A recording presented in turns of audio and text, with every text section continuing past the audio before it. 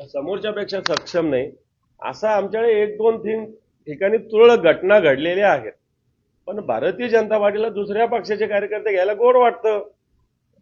आता स्वतःचे गेल्यावर कसं वाटतं, गोड गोड वाटतं असंच म्हणावं लागेल भारतीय जनता पार्टीला.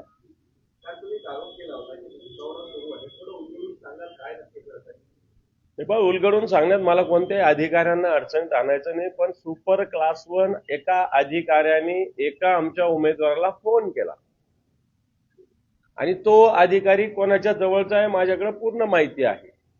कारण त्या अधिकाऱ्याचा फोन यायच्या 10 मिनिटं आधी जिल्ह्याचे पालकमंत्री संजय शिरसाठ नाव घेतो यांनी त्या उमेदवाराला फोन केला होता.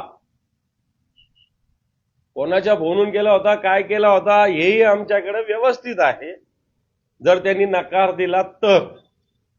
परंतु अशा धमक्याला आमचे उमेदवार घाबरणार नाही. कोकणवाडी भागात आमचा एक तांबे नावाचा सामान्य उमेदवार आहे, धनगर समाजाचा आहे. पहिल्यांदा शिवसेनेनं त्या भागातील धनगर समाज मोठ्या प्रमाणात असताना उमेदवारी दिलेली आहे. एक तरुण कार्यकर्ता, याला धमक्या दिल्या जातात, याला आधी प्रलोभन दिलं जातं की 25 लाख देतो, 15 लाख देतो, 10 लाख देतो, 20 लाख देतो. नंतर तो ऐकत नाही म्हणल्यावर तुमचे सगळ्यांचे अनधिकृत घर आहे ते पाडतो. अशा धमक्या यांचे बगल बच्चे देत आहेत. मला असं वाटतं निवडणुकीमध्ये घर पाडतो म्हणजे काय, महापालिका तुमच्या बापाची आहे? तुमचे घर फार अधिकृत आहे का मग? दुसऱ्याच्याकडे कोणी लक्ष दिलं तर? आणि म्हणून अशा पद्धतीनं प्रशासनाची आणि सत्तेची मस्ती आलेली आहे, मी स्पष्टपणे सांगतो. पण अशा अधिकाऱ्यांना मी इशारा देऊ इच्छितो, काल मी दिलेला आहे. मला असं वाटतं याचा सगळ्यांचा हिशोब ठेवला जाईल. योग्य वेळी योग्य प्रसंगी तुम्हालाही धडा आम्ही शिकवू. हे पहा, मी नावानिशी आरोप केला, लपून छपून केला नाही. आणि माझ्याकडे काही डिटेल्स आहे म्हणूनच मी आरोप केला, नाही तर मी कसं काय आरोप केला असतं? मी म्हणलं असतं एका मंत्र्यांनी, मी सांगतोच ना नाव तुम्हाला.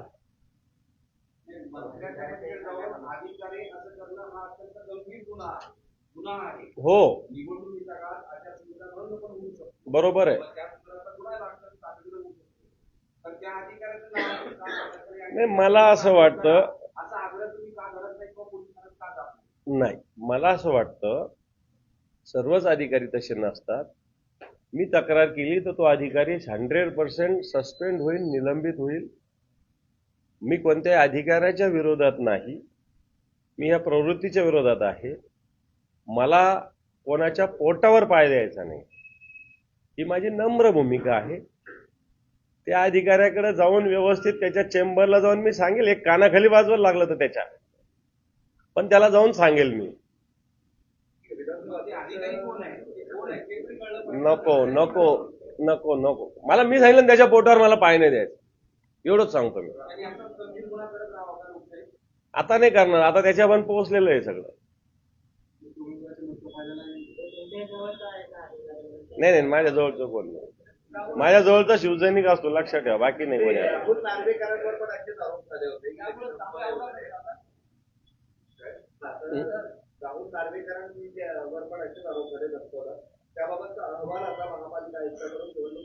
ही सत्य घटना आहे, ही सत्य घटना आहे. मी काल तिथल्या संबंधित विभागाशी बोललो, तिथल्या काही उमेदवारांशी बोललो. उमेदवारांनी तिथं जाऊन टोकन घेतलं, पैसे भरले, सगळं झालं. राहुल नार्वेकर स्वतः उमेदवार नाही, काही नाही. विधानसभेचे अध्यक्ष हे तिथं जातात कसं, हा एक सगळ्यात महत्वाचा प्रश्न आहे. म्हणजे यंत्रणेवर दबाव आणतात. आणि ज्यांनी टोकन घेतलं होतं, कारण गर्दी मोठी होती, रिसिप्ट घेतली होती, पैसे भरलेले, अशा लोकांना फॉर्म भरू दिला गेला नाही तिथं. काल परवाच्या दिवशी त्यांना बाहेर काढलं गेलं. आणि हे तर सत्तेची तर मस्ती आहे ना, सत्तेचा माज आहे. निवडणूक आयोग जे आपण म्हणतो की स्वतंत्र आहे, हे कोणता निवडणूक आयोग स्वतंत्र आहे? आणि हे ठिकठिकाणी होतंय. मला असं वाटतं ज्यावेळेस जनता आणि वेगळे दुसरे विरोधातले राजकीय पक्ष जागृत होतील ना, तर अशा अधिकाऱ्यांचं मला असं वाटतं नीट राहणार नाही, मग यांची सगळ्यांची धिंड काढावंच लागणार आहे. मग खूप जास्त घराची उमेदवारी दिल्यामध्ये मुंबईत सुद्धा नातेवाईकांचा म्हणणं आहे 8 आमदार 7 वर्षांनी आपल्या संभाजीनगरमध्ये मंत्र्यांच्या घरात दोघांना उमेदवार घरातून भरपूर तिकीट वाटप झालेलं. हे पहा, आता हे तर इथून तिथून आहे, कोणालाच नाव ठेवायला जागा नाही, अशा प्रकारची स्थिती आहे की मुलाला, मुलीला, वहिनीला, आईला, आता मागे 6 मंत्र्यांची आई किंवा बायको नगराध्यक्ष झालेले मागच्या काळात, मागची जी महिन्यात इलेक्शन झाली ना त्याच्यामध्ये, तसाच काहीसा प्रकार आता होतोय. आता जे कोणी खरोखर कार्यकर्ते आहे यांना उमेदवारी दिली तर आपण त्याला विरोध नाही करता येणार, पण ज्यांचा काहीच राजकीय संबंध नाही, सामाजिक संबंध नाही, अशा लोकांना उमेदवारी कुटुंबीय म्हणून देणं हे चुकीचं आहे.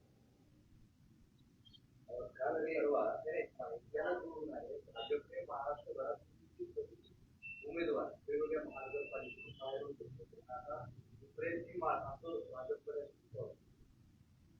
मी हेच सांगतो ना, भारतीय जनता पार्टी सगळ्यात मोठी पार्टी म्हणतात, मग त्यांना लोक का आणावं लागतात इकडून तिकडून, हाच प्रश्न आहे ना माझा. त्यांना लोक आणावे का लागतात? जर तुमचा पक्ष देशातला सगळ्यात मोठा पक्ष आहे, सगळ्या गोष्टी आहे, तर तुम्हाला इकडून तिकडून लोक का आणावं लागतात? आणि आल्यानंतर आता तुम्ही सुद्धा किती लोकांना बाहेरची उमेदवारी दिलेली, भारतीय जनताची यादी जर बघितली मुंबईपासून तर खालच्या आमच्या नांदेडपर्यंत, परभणीपर्यंत भारतीय जनता पार्टी उमेदवार भेटत नाही. इथं संभाजीनगरात भारतीय जनता पार्टी युती तुटल्यानंतर आमच्या कित्येक लोकांना फोन केले त्यांनी रात्री बेरात्री, कित्येक लोकांना, त्यांच्याकडे उमेदवार नव्हते. आणि कसला मोठा पक्ष आला हा, फुगा आहे नुसता हा. आता तुम्ही जो मंत्र्यांवर आरोप केलाय त्याची कॉल रेकॉर्डिंग आहे का तुमच्याकडे? हे पण कॉल रेकॉर्डिंग वगैरे हे फालतूपणाचं लक्षण आहे. मी असे कॉल रेकॉर्डिंग या भानगडीत कधीच पडत नाही. हे अतिशय चुकीचं असतं कॉल रेकॉर्डिंग कोणी कोणाचं करणं, असं माझं स्पष्ट मत आहे. महानगरपालिका निवडणुकीमध्ये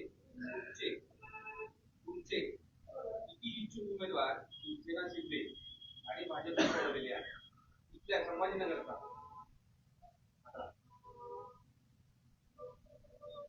2-3 शिंदे गटात गेले, 2-3 भाजपमध्ये गेले, आणि आमच्यामध्ये आम्ही एक भाजपमधून एक घेतला, एवढंच.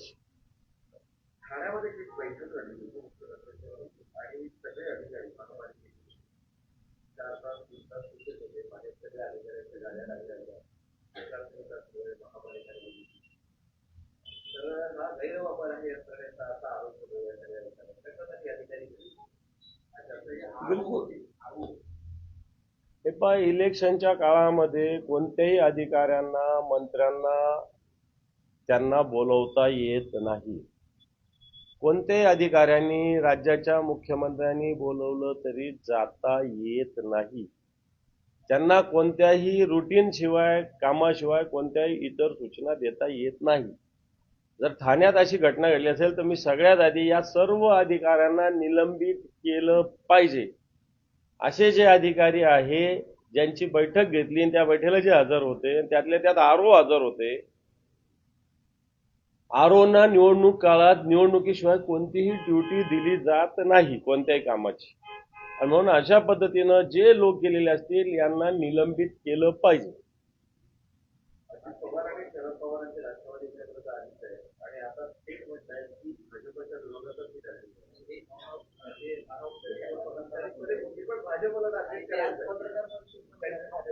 कोण? अजित दादा.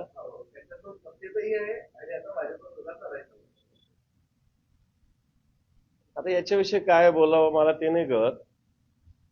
एकीकडे सोबत राहायचं आणि इकडे दुसऱ्या सोबत पण फिरायचं, असा प्रकार आहे. चांगल्या भाषेत सांगायचं तर एक इंटरेस्टिंग घटना आहे, पराभव झाला, त्याच्या घराबाहेर जादूटोणा झाला,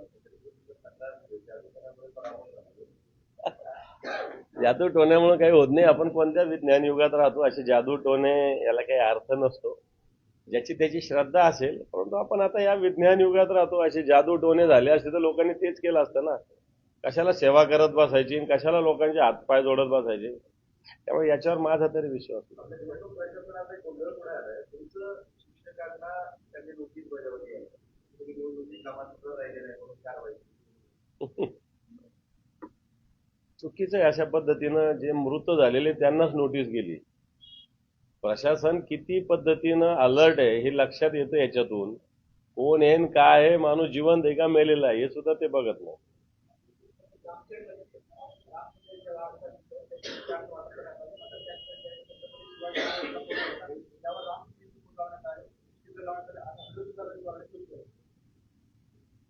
छत्रपती शिवाजी महाराज हे शिवाजी महाराज आहे. त्यांच्या बरोबर किंवा त्यांच्या बरोबरीनं कोणी असण्याचा काही प्रश्नच निर्माण होत नाही. असं जर कोणी केलं असेल तर ते चुकीचं आहे. कृपाशंकरजी यांचं विधान आपण ऐकलं होतं महापौर पदावर. आता त्यावर त्यांनी माघार घेतली, सर्वांसर्व करताय.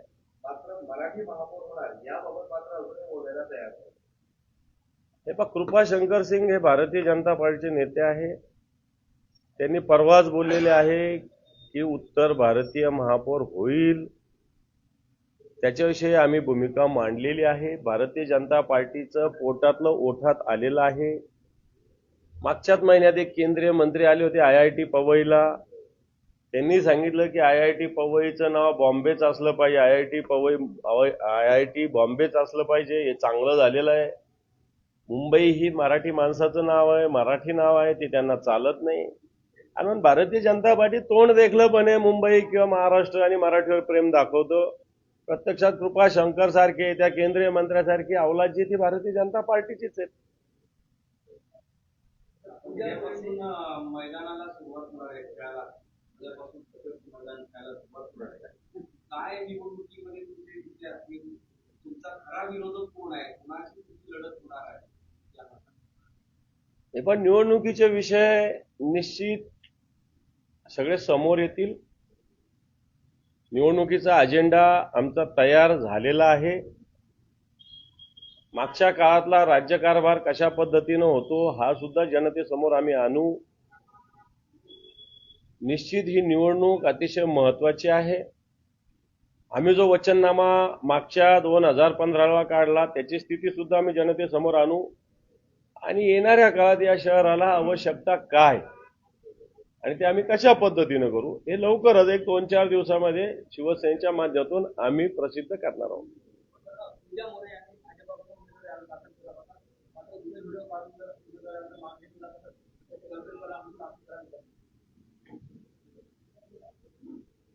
हे पण जुने व्हिडिओ बऱ्याच जणांचे कोण कोणाला काय बोलत असतं आपल्याला माहिती आहे. आता देवेंद्र फडणवीस अजितदादा चक्की पिसिंग म्हणत होते. छगन भुजबळांची जागा जेलमध्ये असंच म्हणत होते. अजितदादा सुद्धा भाजपला कमळाबाई म्हणत होते.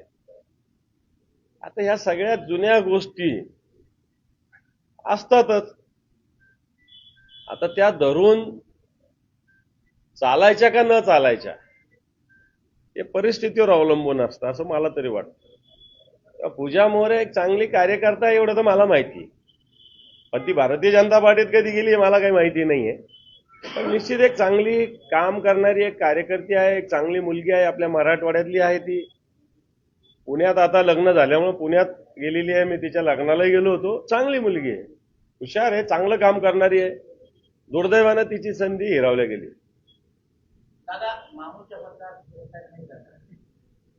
मग काय झालं? मामू हे शिवसेनेचे उमेदवार आहेत, त्याच्यामुळे काय प्रॉब्लेम? बंदोबस्त करण्याची जबाबदारी बंदोबस्त करण्याची जबाबदारी हा निर्णय मागे नाही घेतला तर मुख्यमंत्र्यांच्या घरात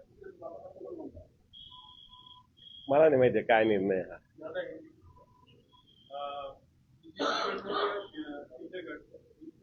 चुनाव की तैयारी 13 जो उम्मीदवार है वो बिनविरोध चुन के आ गए, इसके बारे में आप क्या? मैं समझता हूँ ये सत्ता का मिसयूज भारतीय जनता पार्टी और शिंदे गुट कर रहे हैं. मैंने कल इसमें कुछ बात कही है. कुछ मिनिस्टर, कुछ पार्टी के सीनियर लीडर्स, कुछ उम्मीदवारों को कुछ प्रलोभन देते हैं, कुछ धमकियां देते हैं. और मैं समझता हूँ बिनविरोध चुन के आना डेमोक्रेसी के लिए अच्छी बात नहीं है। लोगों को मतदान का अधिकार तो गया ना वहां के, जहां बिनविरोध इलेक्शन हुआ वहां के लोगों का वोट का अधिकार तो गया। मैं तो बोलता पार्टी के लिए भी अच्छा नहीं रहता, क्योंकि लोगों को वोटिंग स्टेशन पे आने की आदत रखना जरूरी है। लोगों को वोटिंग करने की आदत रखना जरूरी है। निर्विरोध चुनाव ये लोकशाही में गलत है, ऐसा मेरा व्यक्तिगत मत है। आपने तो कल वीडियो पोस्ट किया था इलेक्शन ऑफिसर को, आपने कहा था आपके उम्मीदवार को धमकाया जा रहा है, बोला था क्या? मैंने सही बताया है। कुछ उम्मीदवारों को यहाँ के मिनिस्टर फोन कर रहे हैं, उनके सपोर्ट में कुछ ऑफिसर फोन कर रहे हैं। मैं समझता हूं इस प्रकार उम्मीदवारों को धमकी देना, ऑफिसर ने फोन करना ही गलत है। इन अफसरों को मैंने इशारा दिया है कि अगर आप ऐसे काम में दखल अंदाजी देंगे तो आपको गधे पे बिठा के आपको घुमाया जाएगा शहर में। सर ये किसके कहने पे होता है? अभी मैंने कहा ना कि कोई मिनिस्टर ने फोन किया था, तो मिनिस्टर के कहने पे जो ऑफिसर कर रहे होंगे ना। सर आपका आने वाले दिन में आपका मैनिफेस्टो क्या है? मैनिफेस्टो आएगा, हमारा पार्टी डिक्लेयर करेगी, आने वाले 2-4 दिन में हमारा मैनिफेस्टो आ जाएगा। Thank you. संभाजीनगरमध्ये भाजपाच्या 18 उमेदवारांनी शिंदेगडाकडून अर्ज दाखल केला आहे. राजेंद्र आजमध्ये उमेदवारी अर्ज दाखल मागे घेतला तर मी कसं आहे सर्वांना माहिती. काय भाजपाच्या 18 उमेदवारांनी शिंदेगडाकडून उमेदवारी अर्ज दाखल केला आहे. आता भाजपाची रणनीती अशी आहे की त्यांनी उमेदवारी अर्ज मागे घ्यावा. मात्र राजेंद्र त्यांचा अर्ज म्हणतात मी कसं आहे सर्वांना माहिती. आता तर मागे घेतला तर मी कसं आहे. कोणी मागे घेत नसतं पक्षाचं उमेदवारी मिळाल्यावर. कोण कसा पण राहो त्यांनी काही होत नसतं. पण एकदा त्या पक्षाचं ते अपयश आहे ना. माझ्या पक्षाचा माणूस दुसरीकडे जाऊन उमेदवारी भरतोय, माझं अपयश आहे, मी कबूल केलं पाहिजे. आज भारतीय जनता पार्टीनं जिथं गरज नसताना तिथं मोठ्या प्रमाणावर कार्यकर्ते येतात, त्याचे परिणाम त्यांना भोगावे लागत ना. एखादं घर आहे तिथं त्याची क्षमता असते राहायची. भसाभस कोंबले तर ते बाहेर पडणारच ना काही लोक. गुंडांना नाही तर घरातील पहिल्या उमेदवारी दिली असं म्हणतात. हो म्हणतात, मला नाही माहिती. गुंडांना उमेदवारी दिली तर सगळ्या जगासमोर आहे, विशेषतः एनसीपीने अजितदादाच्या पक्षात.